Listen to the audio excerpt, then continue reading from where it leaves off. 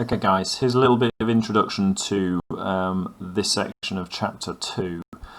I'm actually not going to do the whole thing, just this lead up into the practical that I want you to use so that you can start to get a bit more development with the skills. There is a bigger version of this practical that we're going to do called Young's Modulus. Similar idea to Hooke's law, but not the same, so we're going to use this as a bit of practice. Okay. Just to be clear, Hooke's law, we normally think about extending springs. So these are what we call tensile forces. We're stretching something. The two forces are outwards. So here's our object, and our forces are in that direction. However, it's just as valid when we're talking about pressure or compressive forces. So compressive forces are where you are compressing and pushing inwards. Okay. It doesn't matter what you're doing with it. In the end, these two forces will always be the same. So if you try and push harder at one end, it will just move sideways until they're the same size, and then it starts crushing. Likewise here, stretch, you will have the same force all the way through. So that tensile force is uniform all the way through the material. So Hooke's law, now it might seem a bit odd, is obviously for a spring, because you've learned that at GCSE, but actually if you take a material, commonly a metal wire, and you hang it, then actually that will be stretchable. Okay, it will have tensile properties, you'll be able to stretch it.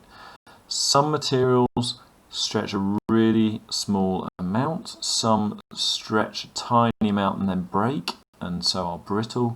Some are what we call ductile, and they're quite stretchy and they thin out, so that's often how they make metal wires. And then some materials won't obey Hooke's law at all. Things like natural rubber, for example, that's very stretchy, but it just doesn't obey the mathematics.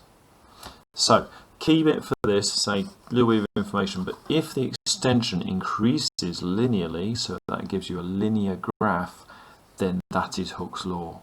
It must be under Hooke's law.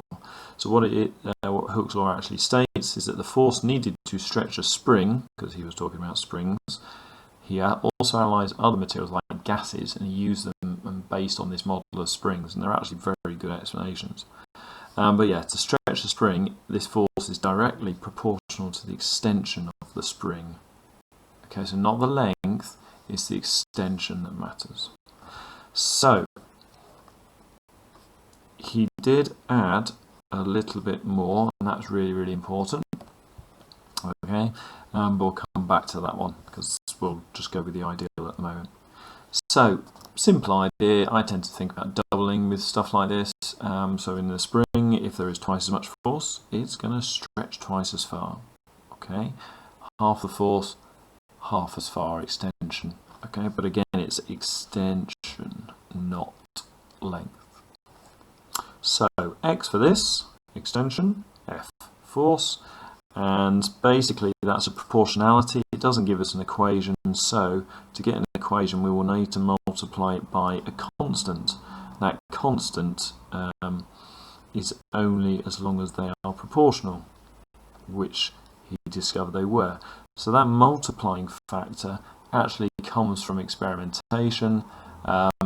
But in terms of definition, yeah, it's the force required per unit extension.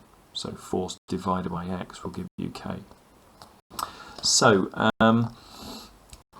great, nice and clear. I think it's quite a nice, easy way of thinking about it. K is going to have units of newtons per meter.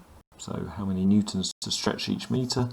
But you may want to think of it as stiffness, and they will tend to talk about that quite a lot. So if it's a stiff spring, it's quite hard to stretch or compress. And if you do that, in the experiment that I want you to do, and you plot it, what you'll get is a graph that looks like this. Now, normally we'll put the independent variable along the bottom. We're going to do that here, but it means thinking about it in a slightly different way. So I'm going to put the extension here. It will make the maths easier to do with your graph. But the way to think about it is, if we actually extend a spring, what it will do is it will pull back against your hands. The size of the force exerted by the spring depends on the extension. Obviously the extension depends on how hard you pull on the spring. So you could put the graph the other way around, but basically we can work with force up the side, extension along the bottom, and that's perfectly valid. Okay, so if we arrange Hooke's law, we get to one of the fundamental skills of physics practicals. We use data, ideally a lovely linear graph, to give us an equation. And what you should find with your graphs is it will go through the origin, 0, 0. And what that means is we can fit it to a y equals mx plus c graph. Okay, how do we find gradient? Well, if we just take that mx plus c, okay, and I'm going to put that in brackets because that equals 0, then if we take what was on the y-axis and divide by x-axis, we'll get the gradient.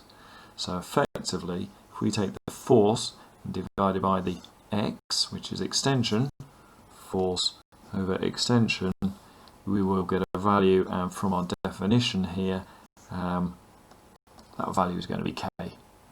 Okay, so in your experiment, I want you to plot this for a single spring, for 2 springs in parallel, for 2 springs in series, and what you'll find is you get 2 lines either side of the single one.